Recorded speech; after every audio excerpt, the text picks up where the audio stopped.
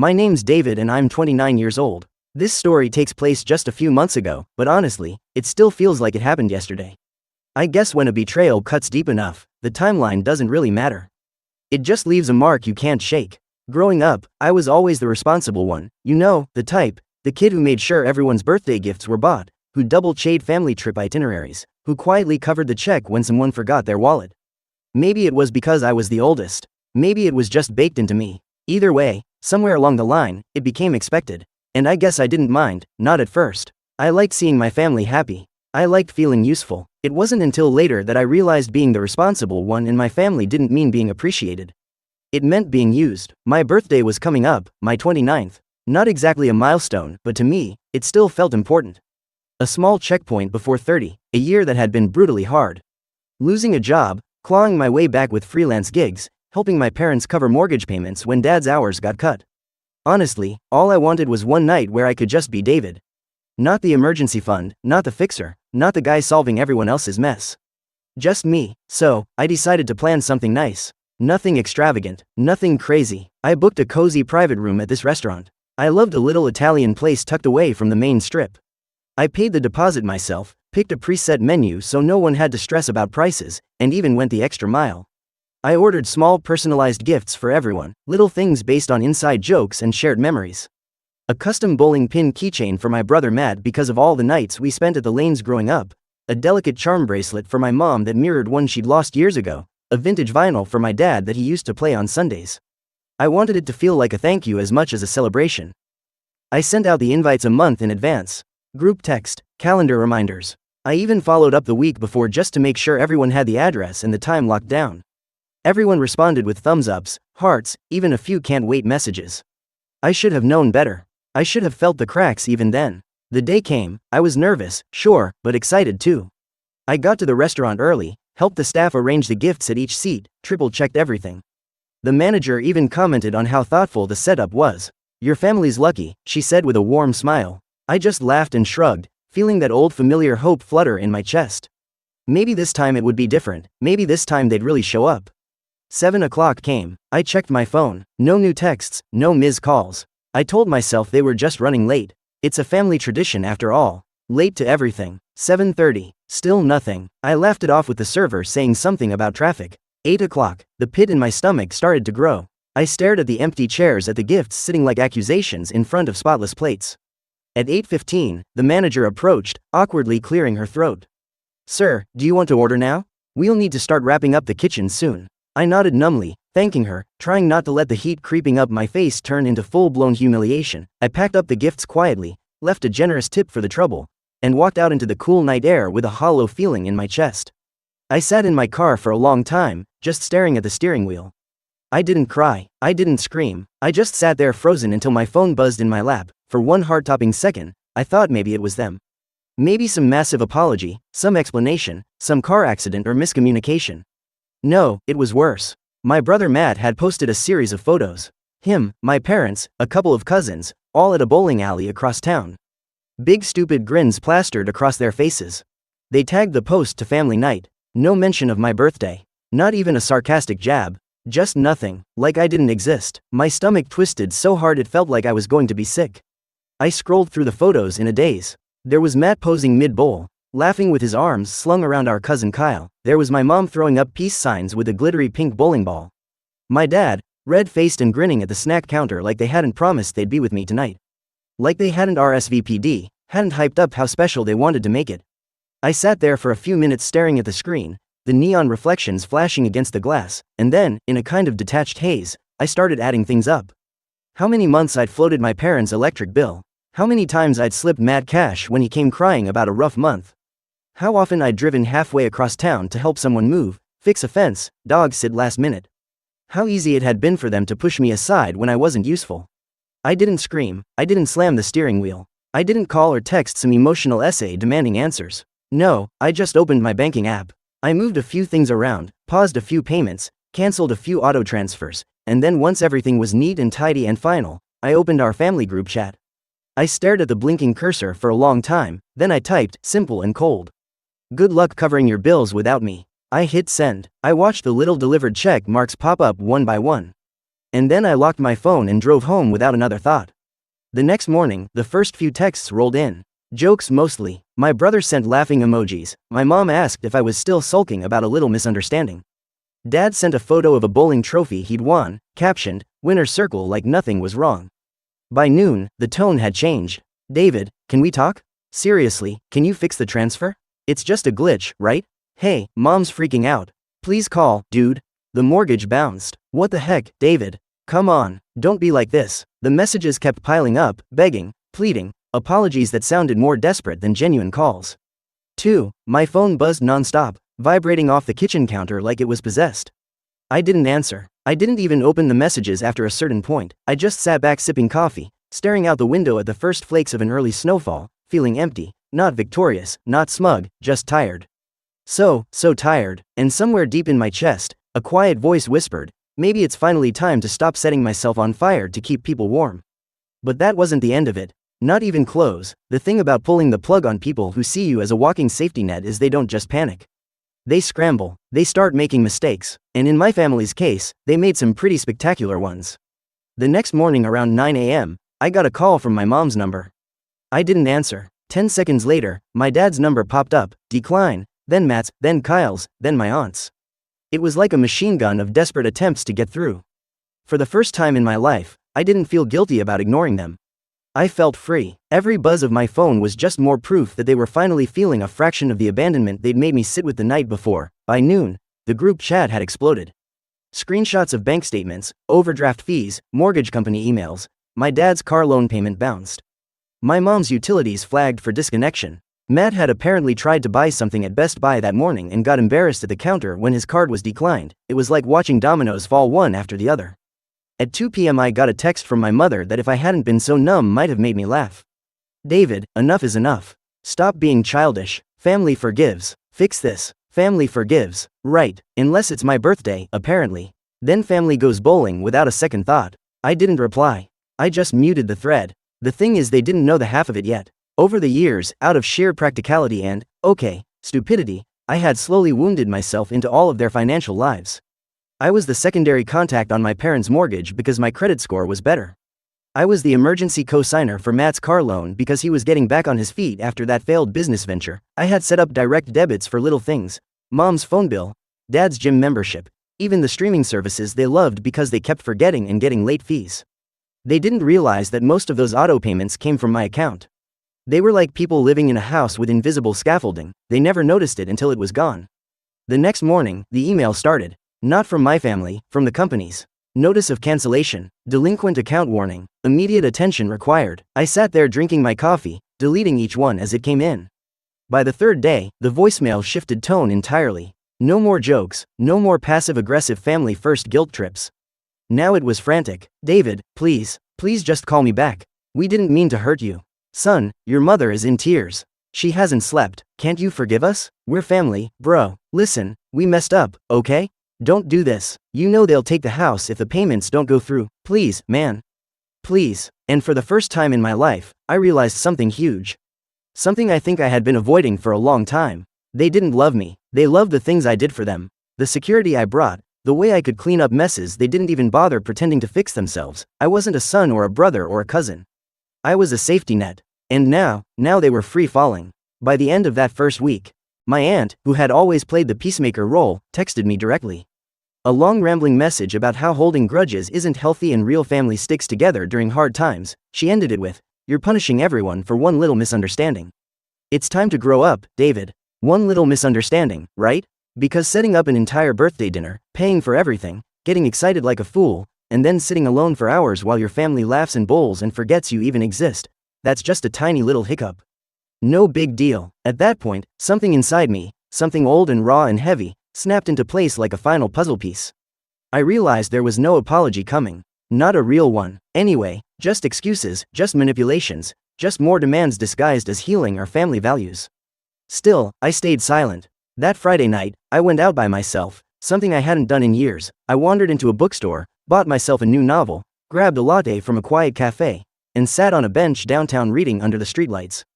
It wasn't glamorous, it wasn't loud, but it was peaceful. For once, I wasn't checking my phone every 5 minutes. I wasn't wondering who needed me or what bill needed paying, I was just me. Meanwhile, back at my parents' house, the panic was reaching a boiling point. Apparently, the mortgage company had called them directly demanding payment on the past due balance. Dad had tried to bluff his way through it, but when they ran the numbers and saw the auto debits had stopped, they weren't sympathetic. Matt's car was officially flagged for repossession. Mom's utilities were scheduled to shut off Monday morning if no payment was received. And the worst part, they still hadn't told the rest of the extended family what was happening. Too proud, too embarrassed. So, from the outside, everything looked normal until it didn't. Saturday morning, I got a text from my cousin Jenna, one of the few family members I actually liked. She wasn't part of the bowling disaster, but apparently she had caught wind that something big was going on. "Hey, David, I don't know what's happening, but just know I'm here if you need anything. You didn't deserve whatever they did." That almost broke me. Almost, but I knew I had to see this through because what was coming next? Well, let's just say their problems were about to get a whole lot worse. Sunday morning, I woke up to a knock at my door. Not a text, not a call. A knock, loud, persistent, desperate. For a second, I thought about ignoring it, just pulling the blanket over my head and letting them pound away until they gave up. But curiosity got the better of me. I padded over to the window and peeked through the blinds. It was my dad, and he didn't look angry. He looked small, deflated. His shoulders were hunched against the cold, his hands stuffed deep in the pockets of his worn-out jacket. He shuffled from foot to foot like a teenager caught outside after curfew. I didn't rush to open the door. I made him wait just like I had waited in that restaurant, sitting alone at a table set for ghosts. Finally, I cracked the door open just a few inches enough to look him in the eye without inviting him in. "David," he said, voice, "can we talk?" I leaned against the frame. "Talk about what?" He flinched at my tone, but forced a brittle smile. "About family? About fixing things?" I stared at him for a long moment. This man, who hadn't even sent a happy birthday text, standing here now, because the bank account was dry, the mortgage company was calling, and his carefully balanced house of cards was collapsing around him. Funny how family only mattered when they needed saving. "I don't think there's anything left to fix," I said calmly. He blinked, clearly thrown off. He opened his mouth, closed it again, then finally found words. "We made a mistake. We know that your mother's sick over it. Matt, too. They didn't mean to hurt you. They thought it would be funny. A surprise. Bowling first, then meet you later. It got out of hand." I raised an eyebrow. "You thought standing me up for 2 hours was a surprise?" He had the decency to look ashamed. "We messed up," he said, voice cracking. "But you're punishing everyone. Punishing everyone." There it was again, as if I was the one who started this. I thought about slamming the door in his face. But a different idea struck me. A colder one. "All right," I said slowly. "You want to talk about fixing things? Fine." His eyes lit up with cautious hope. "First, admit it," I said. "Right now, you use me. All of you." He stiffened. "David, come on." "No." I cut him off sharply. "Say it out loud. No spin. No guilt trips. Just the truth." He hesitated, shifting uncomfortably. I waited. I wasn't giving him an inch. Finally, he muttered barely above a whisper. We depended on you too much." I shook my head. "Not good enough. Say it properly." He looked like he wanted the ground to swallow him whole, his fists clenched in his jacket pockets. For a second, I thought he might just turn and leave. But instead, he swallowed hard and forced the words out. "We used you, David. We took you for granted." I nodded almost clinically. "Good. Step 1 done." He sagged with relief. "So, you'll help." I smiled thinly. "Oh, no, I'm not helping. Step 1 was just admitting it. Step 2 is living with it." I pushed the door closed, slow and deliberate, right in his stunned face. I didn't slam it. I didn't scream. I just ended it clean and final. The moment the latch clicked, a weight lifted off my chest when I hadn't even realized I was carrying. I leaned my forehead against the door and took a deep, shaky breath. For the first time in years, I felt free. Of course, the fallout didn't stop there. Monday morning rolled around, and with it a small but important detail my family had overlooked. My name wasn't just tied to their bills. It was tied to their paperwork. The mortgage, I was the co-signer. The loan companies, they had my contact info, too. And when payments stopped, so did the automatic shielding I built for them, forwarding notices, intercepting calls, smoothing over late fees. Without me there to run interference, everything slammed straight into them. By Tuesday, my mom's electricity was cut off. By Wednesday, Matt's car was repossessed right out of the driveway in front of the neighbors. By Thursday, my parents' mortgage lender officially filed for foreclosure proceedings. And the beautiful poetic irony, because they've been so dependent on me for so long, they didn't even know how to start fixing it. They had no idea how to set up payment plans, how to negotiate extensions, how to file hardship applications, all the things I used to quietly handle in the background while they pretended it was magic. I watched it all unfold from a distance. Jenna keeping me updated with whispered phone calls and felt nothing. No guilt, no second thoughts, just a quiet, steady sense of justice. They could have chosen differently. They could have treated me like family instead of a safety net with a heartbeat. They made their bed, now they could lie in it. Friday evening, I got one last voicemail from Matt this time. His voice was ragged, desperate. David, please, man. They're talking about selling the house. Mom's sick. Dad's drinking again. We're falling apart. You've made your point. Okay, we're sorry. Just call me back, please. I'll do anything, anything. It was almost funny how quickly you're just being dramatic turned into we'll do anything. But it was too late. I had already made peace with it with them. They had chosen to make me feel invisible when I needed the most. Now they could find out how invisible felt. And as for me, I had my own life to build, a better one where my worth wasn't measured by what I could give. Where my birthday didn't come with terms and conditions. Where being family wasn't just a word people used to guilt you when the money ran dry. That night, as the first real snow of winter blanketed the streets, I sat by the window with a cup of tea, watching the world turn white and silent. And for the first time in years, the silence didn't feel lonely. It felt like peace. Weeks passed. At first, after Matt's voicemail, I wondered if they would show up again. Maybe on my doorstep, maybe at my work. It would be exactly their style, making a scene, playing the wounded martyrs, throwing themselves at my feet just long enough to get what they needed, but they didn't. Instead, the silence stretched on thick, tense, brittle. Through Jenna, I heard bits and pieces, enough to paint a full picture. Without my financial scaffolding, the house slipped faster than they could react. The foreclosure notice was posted right on their front door, bright yellow and impossible to ignore. Neighbors started whispering, church friends stopped visiting. Even some of the extended family, the ones who had always nodded along while my parents bragged about how close-knit we were, started pulling away once they realized the cracks were showing. And there were cracks everywhere. Mom's utilities had been restored temporarily. She'd scraped together enough with some emergency funds she begged from relatives. But it wasn't enough. She was selling furniture piece by piece on Facebook Marketplace just to keep the lights on. Dad tried to pick up extra shifts at his job, but it was too late. His reputation, once solid, had started slipping when the foreclosure rumors spread. Customers didn't want to trust someone who couldn't even manage his own home. His hours were cut even further. Matt, he spiraled. Without a car, he lost his main source of income, the gig jobs he hopped between to make ends meet. He crashed on couches for a while, then finally moved into the crumbling house with my parents, all of them clinging to each other in a sinking ship. It would have been easy to feel sorry for them, easy if I didn't have the clear, unshakable memory of sitting alone at that restaurant table, staring at untouched plates and gifts carefully picked for people who had decided I didn't matter. I went back to therapy, a different therapist this time, someone who specialized in family dynamics and boundaries. She helped me dig into the rot. All the years of quiet expectation, all the unspoken rules I had followed out of loyalty, guilt, fear of abandonment. She showed me that I hadn't been selfish for stepping away. I had been surviving, and little by little, I built something new. I moved out of the small apartment where I'd spent so many nights waiting for emergency calls from them. I found a place on the edge of the city, a modest condo with huge windows that overlooked the park. I started saying no without apology to extra shifts I didn't want. To friends who only called when they needed something, to old habits that kept me small. My birthday came and went quietly the next year. No grand party, no elaborate dinner. I spent it hiking through the woods with Jenna, one of the few people who had stood by me without conditions, and a few new friends I had made through a local book club. At the top of a ridge, looking out over a wide expanse of trees touched gold by the setting sun. Jenna handed me a small gift, just a simple notebook with a leather cover. On the first page, she had written, "You deserved better. You still do. Here's to writing your own story from now on." I laughed. I cried a little, too. But it wasn't the kind of crying that leaves you hollow.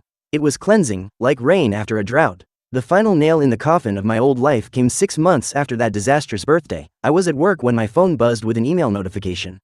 It was from the mortgage company. I almost didn't open it. I had trained myself not to care, but curiosity tugged at me. I clicked. The house had been auctioned off. Sold to a young couple who planned to gut it and start over. My parents had moved into a small rental apartment on the outskirts of town. No porch swing, no backyard BBQs, no big family holidays, just a 2-bedroom box with peeling linoleum floors and broken mini blinds. Matt, last I heard, he was working nights at a gas station. Minimum wage, no car, no credit, no fallback. I should have felt victorious, maybe even vindicated.